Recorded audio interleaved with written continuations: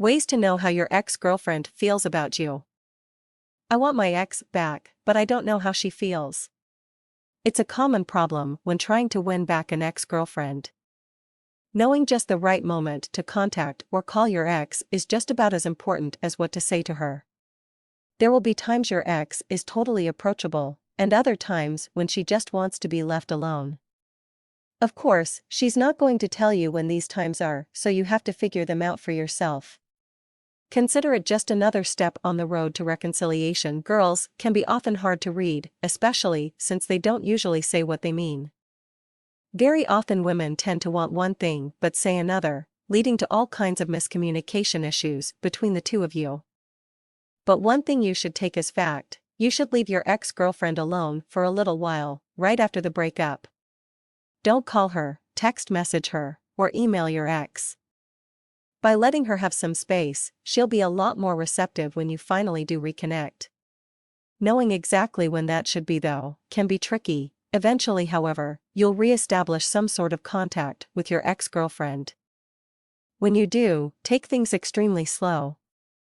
Keep things light and casual, and don't press for details or answers on anything having to do with you, her, or your past relationship.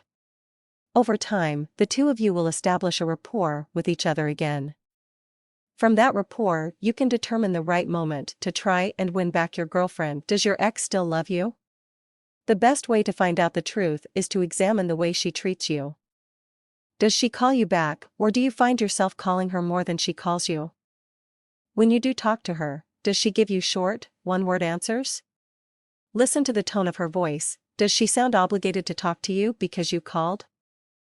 Distracted or annoyed? Does she rush you off the phone? Reading her on these things will determine whether or not you're contacting her too much. You don't want to become friends with your ex, much less an annoying friend.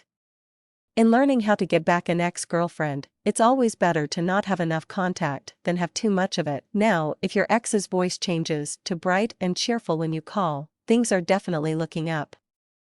Any girl who is happy to hear from you is still considering you in a favorable light. You've got a good chance of getting back into her life and re-establishing the romantic aspects of your relationship. Asking her to meet up for lunch or coffee is a good way to create a casual, stress-free environment during which you can get additional insights into how your ex-girlfriend feels about you. Just watching her body language alone during this reunion date will tell you whether or not she's willing to give your relationship a second chance.